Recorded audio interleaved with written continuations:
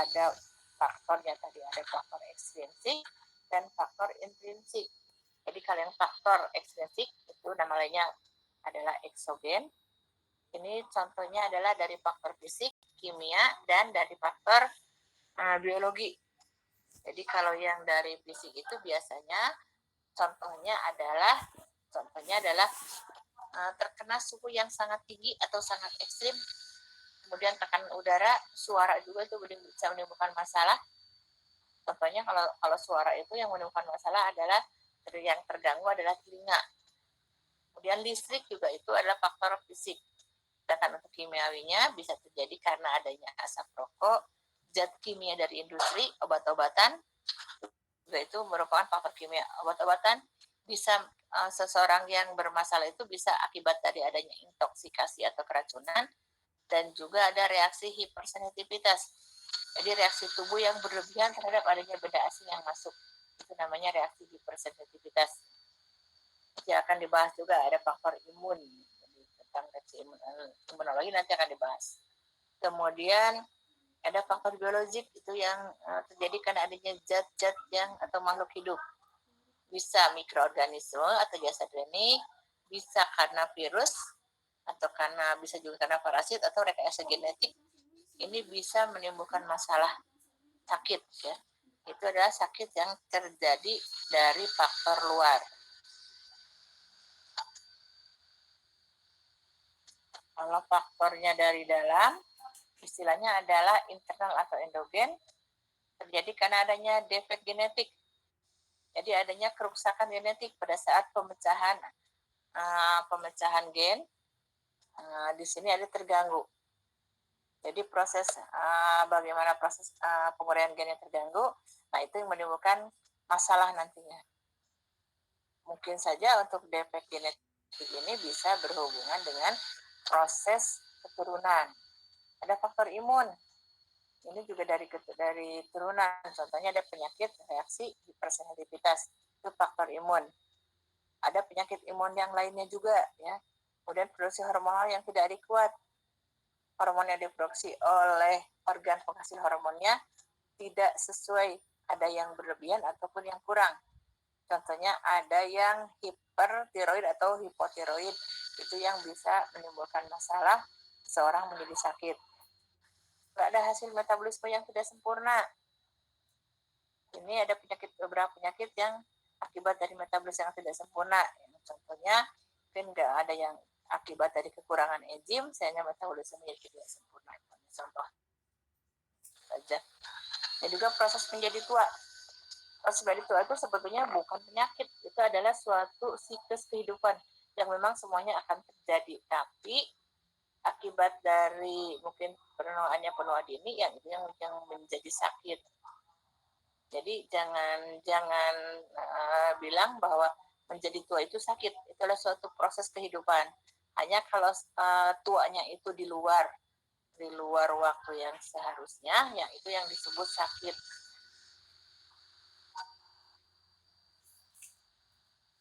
Nah, ini yang sakit itu terjadi karena adanya benturan ya, atau jejas, injury, cedera.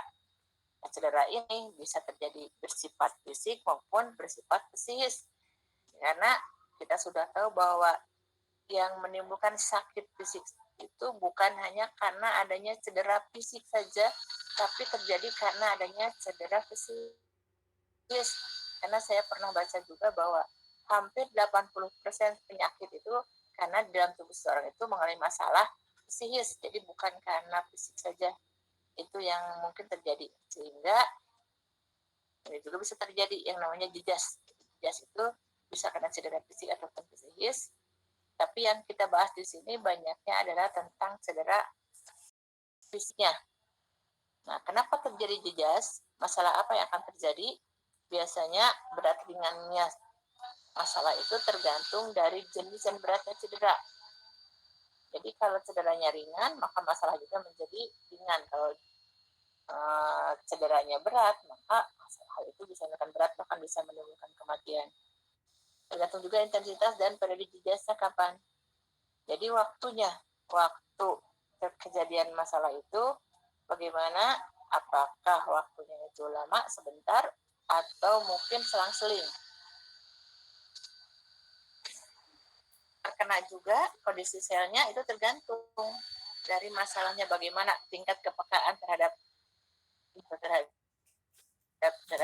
zat itu seperti apa, kepekaan sel. Jadi selnya beda antara sel kulit, sel otot, sel tulang, beda kepekaan terhadap rangsangan zatnya. Dan bagaimana diferensiasinya, ada perubahan-perubahannya seperti apa, apakah begitu terkena jejaz langsung berubah atau tidak, atau perubahannya lambat. Kemudian bagaimana suplai darah yang mensuplai darah itu, apakah bagus atau tidak akibat jejaz. Kemudian nutrisi. Jadi nutrisi juga itu berpengaruh terhadap proses terjadinya jejaz. Kalau seorang yang nutrisi biasanya akan lebih cepat terkena jejaz. Dan umur di sini biasanya yang rentan adalah atau disebut golongan risiko tinggi adalah anak-anak dan orang tua. Itu yang risikonya lebih tinggi bila terkena jejaz yang sama dengan orang dewasa.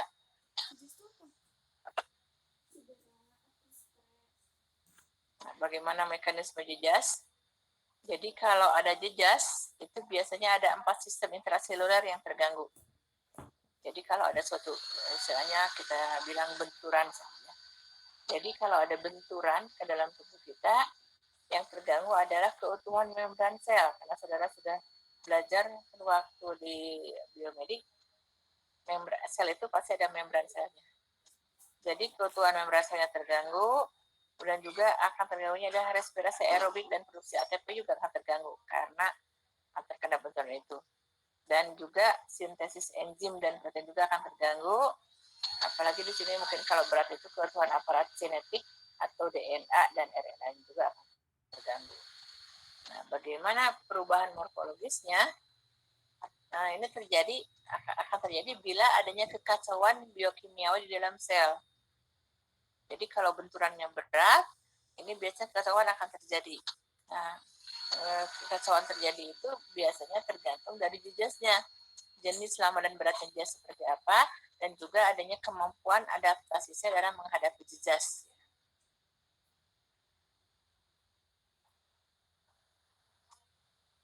Nah, kalau ada jejaz, bagaimana risikonya? Tergantung dari tadi ada umurnya juga. Kalau pada mudigo, jadi mudigo itu ada bakal menjadi anak pada saat usia trimester yang pertama. Jadi ada tahap blastoma morola, di mana ini adalah tahapnya terbentuknya blastomer. Jadi ada semacam bulatan-bulatan itu masih dalam kondisinya mungkin ini di bawah trimester yang di trimester pertama. Nah, biasanya ini pada saat mungkin baru mungkin seminggu ya. Nah, ini kalau ada sesuatu masalah terhadap sel itu, biasanya selnya akan mengalami letal seluler. Jadi semua sel yang pada saat pas itu semua selnya akan terpengaruh sehingga timbul letal atau kematian selnya. Nah, di sini biasanya akan terjadi kegagalan total atau pada saat ini akan terjadi proses abortus ya. Kemudian ada juga pada tahap somatogenesis. Jadi pembentukan somit. Somit itu biasanya sekitar 2 mingguan. Somit itu adalah terbentuknya kubus-kubus yang nantinya itu menjadi bakal tulang belakang. Kemudian sampai organogenesis. Organogenesis macam-macam, tergantung dari organ apa yang akan terbentuk. Nah, kalau pada saat ini juga masih sama pada trimester pertama, jejaz itu bisa mengalami jejaznya bisa subletal sampai letal. Dan juga bisa menimbulkan kematian. Nah, kalau hidupnya dengan cacatan, nanti begitu lahir bayinya akan mengalami cacat kongenital. Jadi bisa bersifat tunggal atau hanya satu saja. Mungkin saja yang satu itu misalnya tangannya pendek sebelah, atau juga mungkin cacatnya itu dia tidak punya batok kepala, hanya segitu saja. Atau bisa bersifat multiple. Ada beberapa bagian tubuh yang cacatnya. Dia juga unilateral, atau bilateral, jadi kanan kiri, atau hampir seluruh tubuhnya bisa terkena. Jadi ini banyak masalah yang terjadi bila terjadi pada saat fase modigo. Jadi pada saat fase pemula pasti akan timbul nanti aborsi, tidak bisa menjadi anak. Kalau yang tahap somatogenesis, dia bisa meninggal ataupun bisa lahir dengan kecacatan salah saya. Nah, ini pada sel jaringan organ, ini biasanya kalau jaringan organnya itu sudah matur, sudah matang, sudah terbentuk utuh seperti manusia yang tidak normal, ini bisa terjadi pada anak kecil atau pada orang tua. Yang terjadi adanya perubahan fungsi dan struktur sel. Jadi yang terganggu adalah fungsi dari sel sendiri dan juga dari anatomi selnya sendiri. Biasanya bisa terjadi yang namanya adalah retrogresif, bisa progresif, bisa adaptasi. Jadi kalau yang retrogresif itu adalah terjadi proses kemunduran atau degeneratif.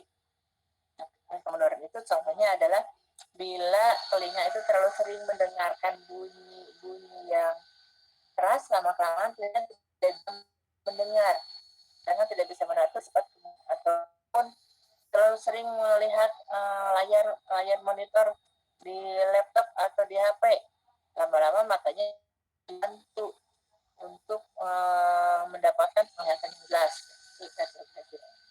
Dan juga ada progresif, ini berkelanjutan menuju ke arah yang lebih buruk atau bahkan bisa sampai kematian.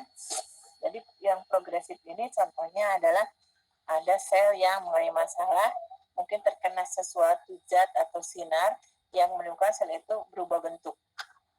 Berubah bentuknya itu yang asalnya hanya sedikit, lama-lama berubah bentuk, sangat berubah bentuk.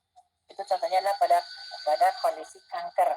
Nah, kanker ini biasanya akan berkelanjutan, makin lama makin buruk yang berakhir dengan kematian. Kalau adaptasi, ini akan terjadi penyesuaian, dia bisa hidup, tapi akan ada perubahan bentuk. Perubahan bentuk itu bukan karena selnya, tapi mungkin selnya bisa mengecil, bisa membesar selnya, ataupun selnya berubah banyak, membesar tapi karena selnya berubah banyak. Kalau mengecil itu istilahnya adalah atrofi, kalau selnya membesar istilahnya adalah hipertrofi. Kalau selnya itu besar tapi selnya banyak namanya hiperplasia. Ada juga yang lain. Kalau yang tadi itu selnya sama dengan atau sel asal. Ada juga istilahnya adalah metaplasia. Kalau metaplasia itu selnya berubah. Contohnya mungkin dari yang kuboid dia menjadi agak gepeng, itu namanya metaplasia untuk sel.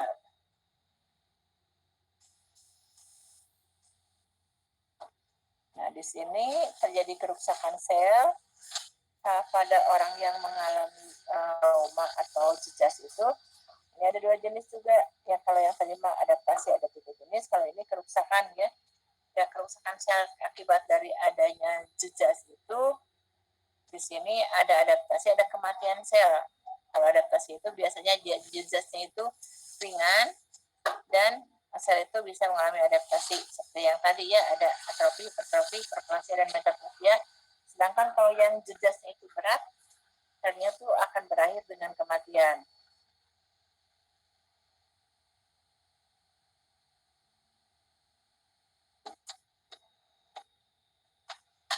Ini tadi silakan yang ini dibaca karena sudah saya jelaskan.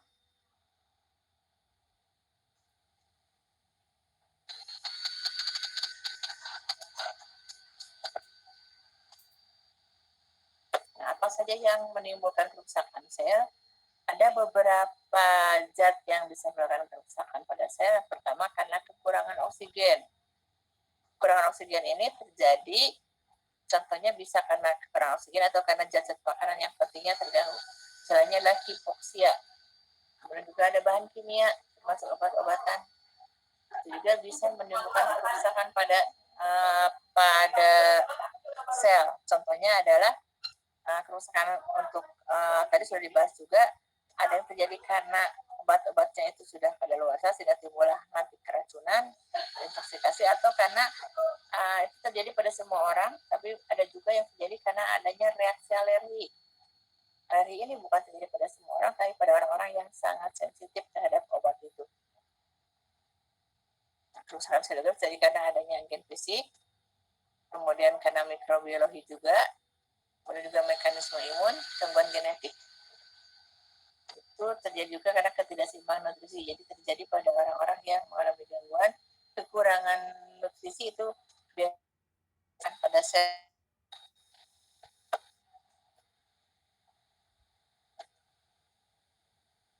Nah, tadi akibatnya sama seperti yang dibahas dulu ya, yang lebih awal. Jadi bagaimana kerusakan akibat cedera ini tergantung dari jenis dan beratnya cedera. Kalau ringan ya pasti kerusakannya juga akan ringan. Kalau cederanya berat pasti akan menjadi berat. Nah, jenis dan kondisi sel yang terganggu juga ini biasanya tergantung dari kepekaan sel terhadap injury. Gimana proses diferensiasinya supaya darah, nutrisi, dan umur. Itu dibahas juga seperti ini. Nah, kalau sel yang sudah cedera, itu biasanya ada dua jenis masalah yang terjadi. Yang pertama adalah cederanya itu bersifat reversibel, yang kedua sudah bersifat irreversibel. Kalau yang disebut irreversibel itu adalah cedera yang ringan, sehingga selnya itu bisa kembali ke dalam bentuk semula, jadi masih utuh. Hanya terganggu sebentar, beberapa waktu dia bisa kembali utuh. Sedangkan yang disebut cedera irreversibel, bila selnya mati biasanya tidak bisa kembali lagi kalau sel mati. Nah, sel mati ini bisa terjadi ada dua masalah yang disebut dengan kematian sel. Dan memang dia terkena sejak, tapi ada yang disebutnya adalah apoptosis sel. Kalau apoptosis sel memang sudah terprogram bahwa sel itu harus mati. Jadi ini tidak ada masalah untuk yang apoptosis itu, karena memang kalau dia sel itu tidak mati akan menimbulkan masalah, nanti menimbulkan sakit atau kecacatan yang lain pada sel. Sel yang cedera ini tapi tidak mati akan mulai proses degenerasi atau kemunduran fungsi.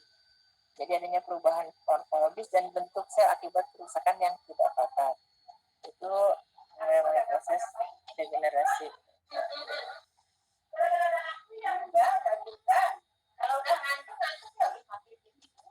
Nah, ini ada contoh-contoh terjadinya kerusakan sel. Ini yang terjadi akibat luka bakar kalau ini. Luka bakar itu tergantung dari derajat luka bakarnya. Ada yang hanya bersifat kemerah-merahan saja, seperti yang ada gambaran tangan. Kan hanya merah saja, sebelah juga sudah sembuh. Ada yang sampai lukanya di pinggirnya itu sampai lukanya bisa sampai ke daerah otot. Nah, ini yang menimbulkan masalah kerusakan selnya. Karena luas, sehingga selnya tidak bisa kembali lagi utuh. Akibatnya timbullah nanti proses penyesuaian dari organ yang terkenanya.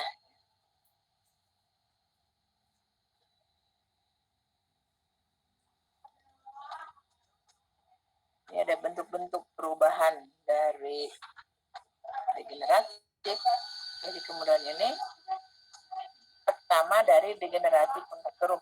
Jadi degenerasi puncak keruh itu ini terjadi penimbunan air di dalam sel yang rusak, jadi kerusakannya ringan. Ya contohnya ini biasanya yang kerusakannya ringan kalau misalnya dari kita kejedot itu kan ada pembengkakan, jadi karena penimbunan air di dalam sel yang rusak. Dan ini sebenarnya juga biasanya kembali lagi utuh. Karena makroskopis terlihat pembesaran jaringan, organ yang terkena juga dapat dideteksi dengan peningkatan sedikit berat badan. Ini kalau yang makroskopis ini terjadi mungkin karena kerusakan pada organ yang bersifatnya adalah sistemik di seluruh tubuh. Contohnya, mungkin secara makroskopis itu adalah adanya gangguan kerusakan pada nefron. Jadi ada istilahnya penyakit nefrotic syndrome atau glomerulonefritis, itu yang menimbulkan bengkak. Maka di sini karena terganggunya cairan akibat dari kekurangan albumin biasanya.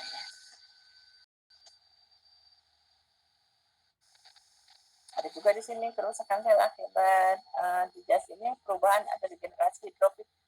Jadi ada degenerasi vakuolar, di mana secara mikroskopis akan tampaknya adanya sitoplasma sel yang bervakuolar. Jadi ada kantong-kantong air yang berisi retikulo endotelial karena kegegaran pompa natrium dan kalium di dalam membran sel. Jadi ini jadi ada kantung-kantung ya. Dan tadi membengkak, ini mah adanya kantung yang berisi air. Itu tidak bisa dilihat langsung, tapi harus mempergunakan mikroskop ya. Juga degenerasi lemak atau infiltrasi lemak. Apa namanya, ada stetosis, yaitu penimbunan lipid di dalam sel-sel yang rusak. Biasanya terjadi pada gagal ginjal, pada jantung, dan hati. Ini bersifat hidrofobik ya. Hidrofobik di sini, tapi sebabnya adalah lipid bukan air. Jadi yang kantung itu isinya adalah lemak. Ya contohnya mungkin karena kerusakan di sini biasanya karena kelebihan lemak, biasanya lemaknya akan nempel yang ginjal, jantung, dan hati. Itu ada kantung-kantungnya, ataupun juga mungkin terjadi contohnya adalah ada yang kelebihan lemak, ada kantung-kantung di organ-organ yang lainnya. Contohnya mungkin ada di daerah integumen, itu juga bisa namanya degenerasi lemak. Nah, ini juga contohnya secara makroskopis adanya perubahan pada jaringan terkena. Jadi akan tampak pembengkakan jaringan, penambahan berat badan pada organ yang terkena, terlihat silinder yang berwarna kekuningan pada jaringan akibat adanya kandungan lipid. Nah, di sini bisa terlihat juga kalau yang degenerasi lemak ini, contohnya adalah pada orang-orang yang kekurangan gizi. Kurang gizi itu biasanya kurangnya karena proteinnya yang terganggu. Nah, terganggu, maka yang kelihatan jelas bahwa albumin juga akan terganggu. Akibatnya seorang itu akan menjadi gemuk ya. Jadi karena perlemahan hati dapat ditemukan pada pasien dengan malnutrisi. Jadi ini jadi lemak-lemaknya akan menempel pada hati, dan juga selain pada pasien malnutrisi juga perlemahan hati akan terjadi pada pasien yang sering makan berlebihan. Mungkin makan berlebihan itu kandungannya lebih banyak lemak. Ada juga hipoksi dan alkoholisme. Jadi kekurangan oksigen dan kelebihan alkohol. Itu juga dia sering minum alkohol juga, itu bisa menimbulkan adanya perlemakan.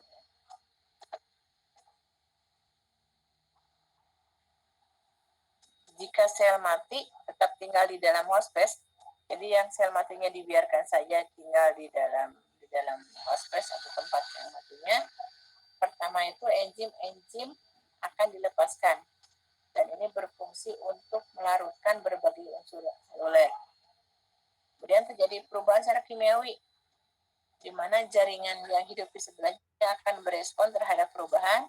Jadi adanya reaksi peradangan akut. Ini akan kalau ada peradangan, maka leukosit akan diproduksikan lebih banyak lagi. Dia akan masuk ke darah tersebut dengan membantu dengan waktu yang sudah mati, karena sel leukosit ini dia tidak diam di satu tempat, tapi dia akan lebih cepat sekali menerima informasi bila di daerah atau tubuh seseorang itu mengalami peradangan. Peradangan itu bisa jadi karena infeksi atau karena adanya reaksi alergi.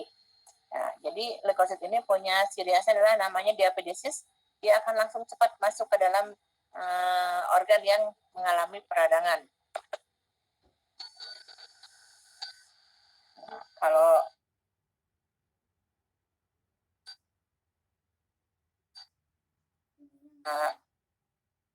respon cedera sama akan peradangan, itu akan ada proses reaksi. Kenapa peradangan terjadi? Karena ada reaksi antigen antibodi. Jadi antigen itu adalah zat yang masuk, zat asing yang masuk ke tubuh. Antibodi adalah zat-zat imunoglobulin dalam tubuh kita yang dia akan, kalau ada benda asing, dia sebagai tentaranya, gitu istilahnya ya. Jadi reaksi antigen antibodi ini, antibodinya adalah biasanya untuk seluruh tubuh itu ada imunoglobulin A, ada D, ada E, M, ya, jadi ada 5. IgI, imunoglobulin G, D, M, A, dan E. Ya. Itu adalah imunoglobulin yang terdapat dalam tubuh kita yang sebagai barier atau pertahanan tubuh. Akibat dari peradangan ini ada 5 masalah yang akan terjadi. Pertama adanya rubor, kemudian adanya kalor, dolor, tumor, dan fungsiolisasi. Jadi kalau adanya proses peradangan, maka dilatasi pembuluh darah akan terjadi, timbullah nanti melebar. Pembuluh darah ini keluar dari pembuluh darah itu airnya yang dalam bentuk berupa perdarahan. Katakanlah merah-merah perdarahan ini bukan karena luka ya, tapi karena merembes dari pembuluh darah masuk ke ruang interstisial, karena berlebihan timbul merah-merah. Karena reaksi antigen antibody ini adalah reaksi saturasi, maka timbullah metabolisme meningkat, akibatnya timbullah kalor atau panas di daerah setempat itu. Nah, panas tadi timbullah nanti keluar cairan, timbul kemerah-merahan. Jadi pertama itu sebetulnya mah adanya panas dulu. Ada panas, kemudian kemerah-merahan, karena keluarnya cairan masuk ke dalam ruang interstisial, akibatnya timbullah pembengkakan setempat. Nah, bengkak ini tadi menjadi tumor karena bengkak di sini akan menimbulkan sakit, karena kalau dia menekan sistem persepsi tubuh, itu akan timbul rasa sakit. Jadi adanya kalor, tumor, kemudian dolor. Nah, akibat dari adanya rasa sakit, maka terjadi proses ada perubahan pada fungsi. Jadi fungsiolisasi, tumor, rubor, kalor, dolor, dan fungsiolisasi itu yang terjadi akibat ada proses peradangan. Jadi 5 ini. Karena proses ini biasanya mungkin berlangsungnya tergantung dari zat apa yang perlu mengalami masalah pada tubuh kita. Lama-kelamaan timbullah proses untuk perbaikan atau kesembuhan. Jadi ada pemulihan jaringan, itu reaksi yang terjadi, respon. Jadi ada proses inisiasi atau mengalami reaksi alergi, timbul peradangan, kemudian kalau sudah peradangan timbul perbaikan dan nantinya sembuh.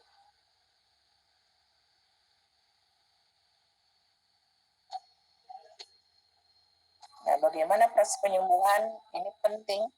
Ini biasanya pada proses penyembuhan untuk adanya luka, kalau yang ini ya. Jadi ada proses epitelisasi.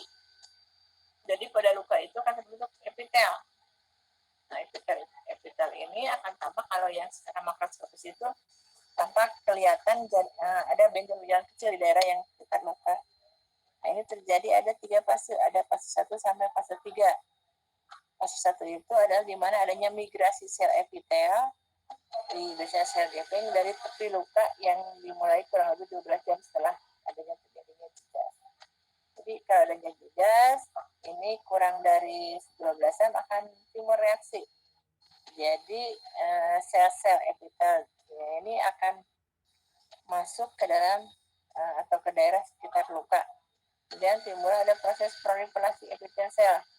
Jadi bertambahnya epitel sel kurang lebih dari yang awal itu biasanya kurang lebih sebelum 24 jam. Timbul proses proliferasi.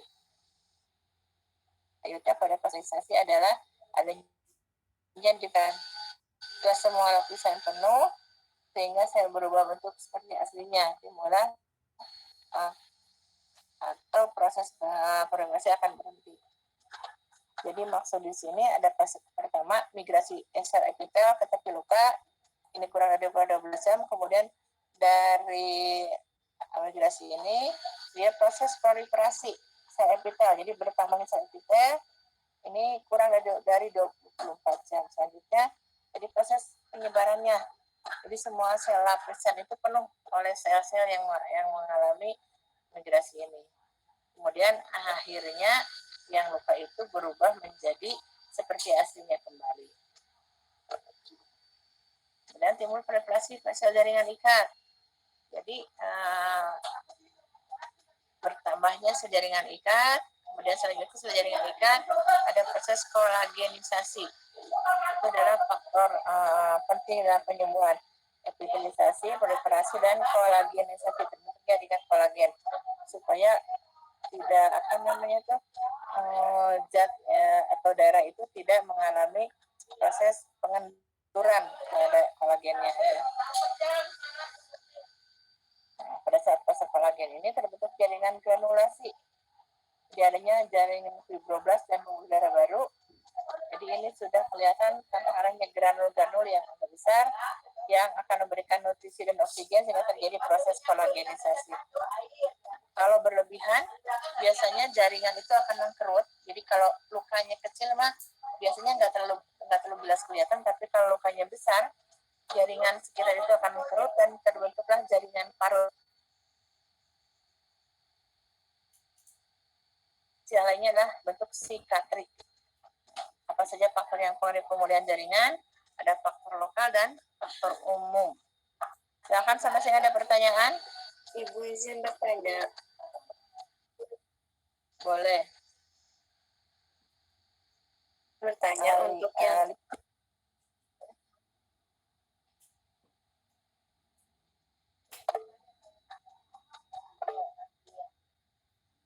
yang mana? Silakan Alifa.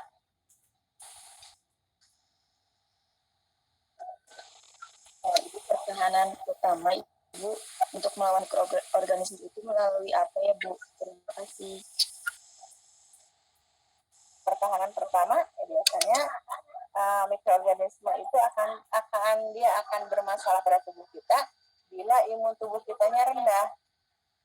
Jadi pertahanan pertama tergantung apa yang terkena, seluruh tubuh atau terlokalisir ya.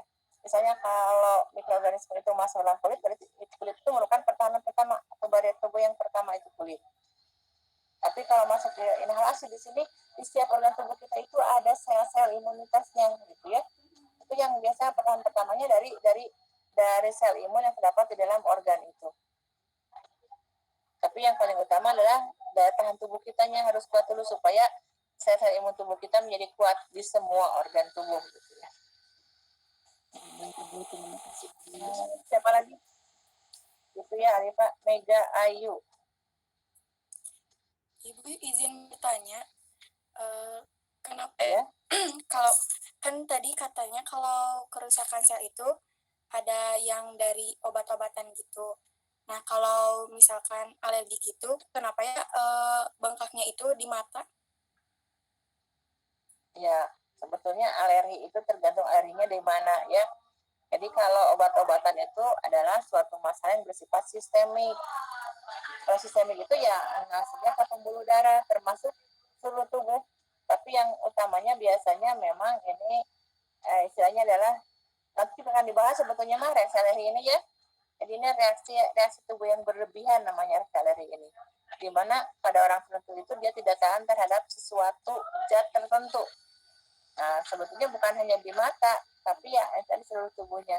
Kenapa di mata? Karena di mata itu mungkin dia sosial, tapi kalau alergi nggak langsung di mata, mungkin itu pada orang tertentu saja ya.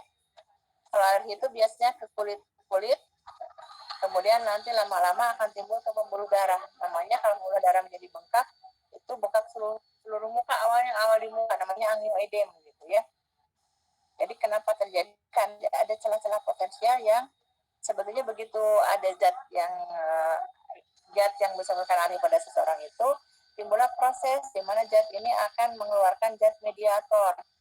Mediator itu adalah contohnya adalah histamin atau kinin atau serotonin. Zat-zat ini akan menimbulkan adanya dilatasi pada pembuluh darah. Adalah pembuluh darah, maka cairan yang terdapat dalam pembuluh darah, baik itu darah, cairan yang bersifat plasma, ini akan keluar masuk dalam rongga sel. Akibatnya itu akan timbul bengkak ya. Mungkin bengkak yang pertama adanya di daerah mata pada orang-orang tertentu ya. Tapi memang rata-rata kalau udah berlebihan itu bengkaknya yang pertama adalah ada di muka bukan di mata ya. Tapi seluruh ininya karena bengkaknya itu dia pembuluh darahnya bengkak. Jadi hasilnya namanya adalah angioidem begitu ya. Siapa? Ananda. Kalau bengkaknya di mata itu barangkali tidak semua seperti itu ya. Tapi itu pada orang-orang tertentu saja nah, ya. Baik Ibu, terima kasih. Siapa lagi? Ya, siapa lagi yang lainnya? Ibu ya bertanya, untuk Ibu kan ada semacam kalau misalnya luka bakar, kalau itu tuh pasti ada bekasnya itu Bu. Nah, apakah di situ teh ada apa tidak terpenuhinya pada fase epitalisasi atau kayak gimana ya Bu? Jadi si lukanya tuh masih ada bekasnya gitu loh Bu. Makasih.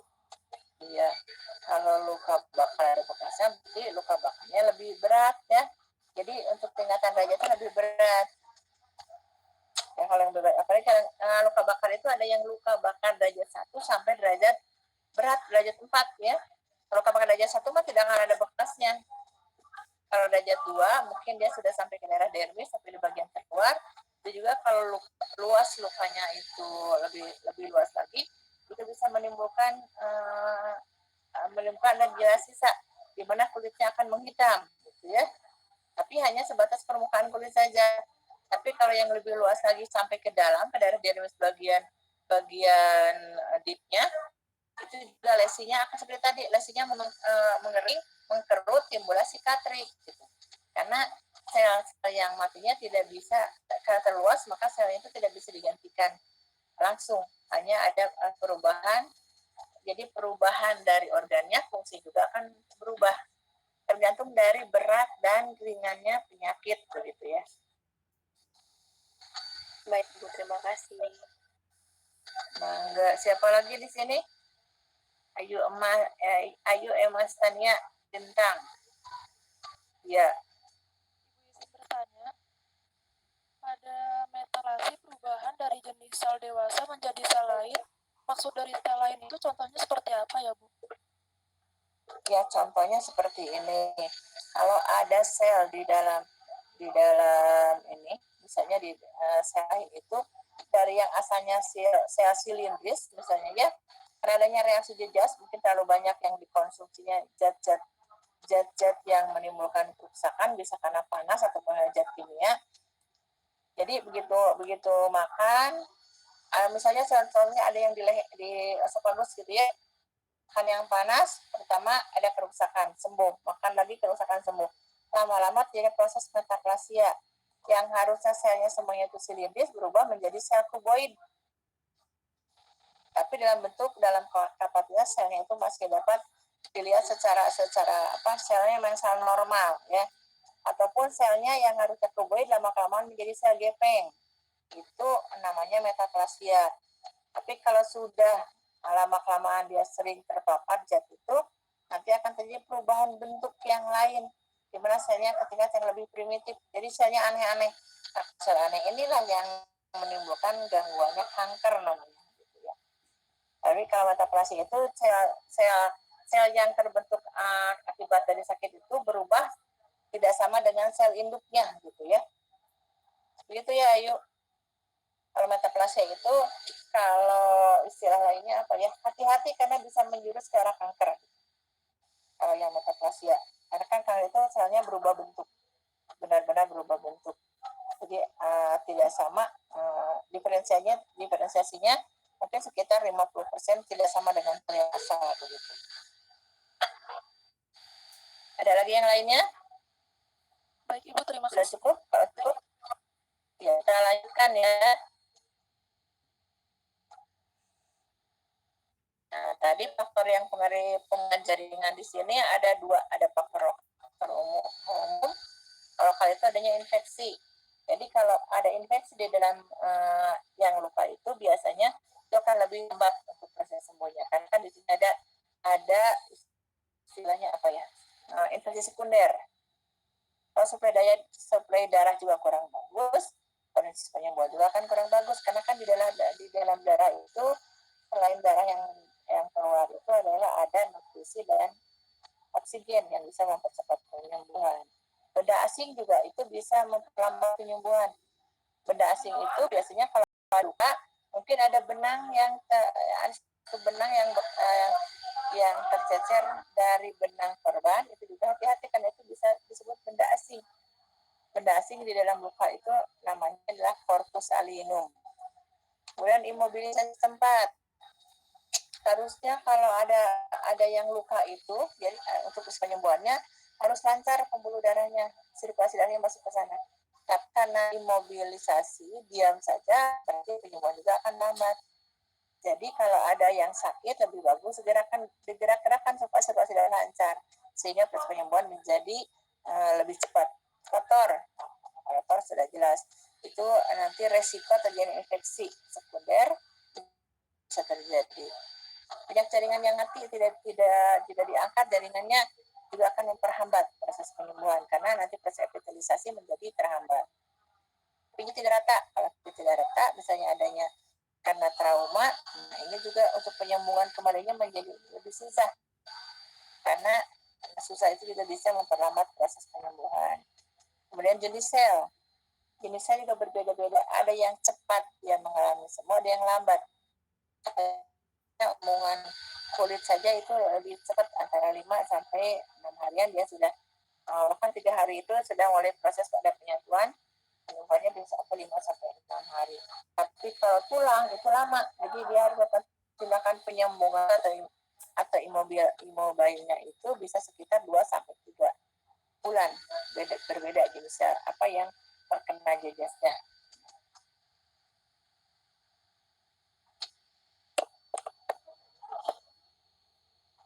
Kalau yang umumnya, biasanya makin tua umur makin lambat, makin muda umur juga itu makin rentan.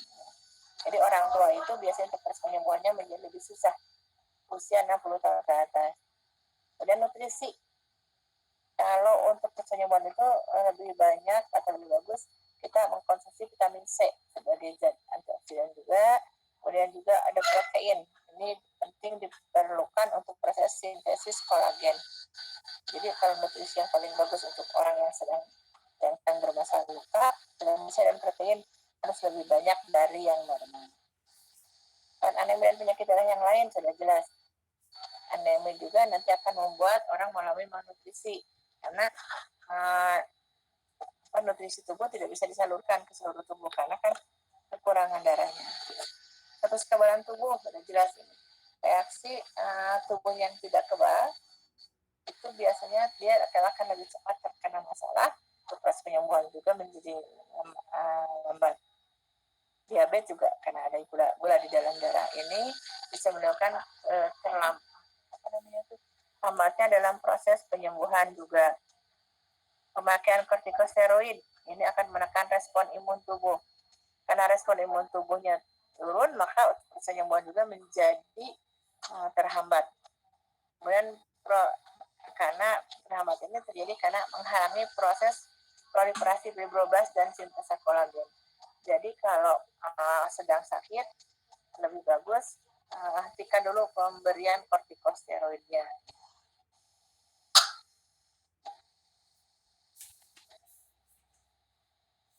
Nah, ini untuk materi yang 1 ini sudah selesai.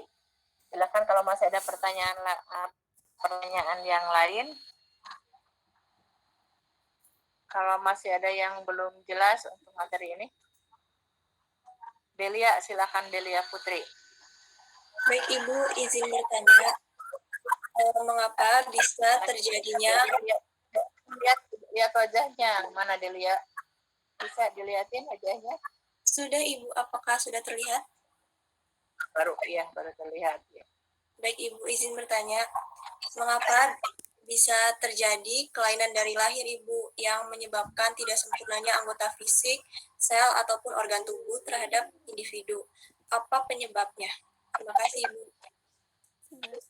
Jadi kalau ada lahir yang cacat fisik itu terjadi mungkin karena adanya mutasi gen. Mutasi gen terjadi itu karena pada proses pembelahan selnya, pada saat proses DNA atau RNA-nya itu ada bermasalah. Kenapa bermasalah? Mungkin karena dari faktornya bisa dari genetik, dari turun ataupun dari faktor luar. Mungkin karena terpapar sinar ronsen, bisa saja terpapar zat makanan yang bisa menimbulkan kerusakan pada sel. Itu banyak faktor.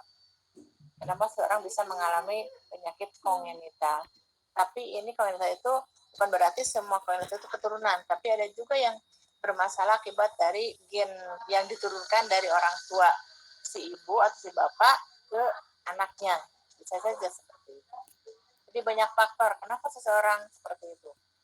Contohnya ada orang yang bisa mengalami gangguan gangguan labiosisis, ya kan tidak utuh bibirnya ya, jadi ada renggang bibirnya itu biasanya terjadi. Ada faktornya adalah faktor ibunya sudah saat mengandung dia ibunya sudah tua, kemudian gizi yang dikonsumsi ibu pada saat mengandung juga kurang tepat, itu akibatnya ada gangguan, termasuk mungkin gangguan proses pembelahan sel atau pembelahan dia bisa menimbulkan masalah. Jadi banyak faktor ya. Jadi tidak bisa dilihat satu-satu, tapi harus dilihat ke belakangnya. Kenapa terjadi? Mungkin karena turunan, mungkin karena dia kurang konsumsi makanan yang bernutrisi bagus, mungkin karena usia juga terjadi, mungkin terpapar zat-zat yang menimbulkan masalah. Jadi begitu ya, Delia ya. Baik Ibu, Jadi terima banyak kasih. faktor ya. Ya mungkin nanti akan dibahas hanya dengan Bu Arisa. Itu ada faktor nanti penyakit kongenital, ada penyakit turunan, itu akan dibahas di materi patofisiologi ini ya. Ada lagi yang lainnya?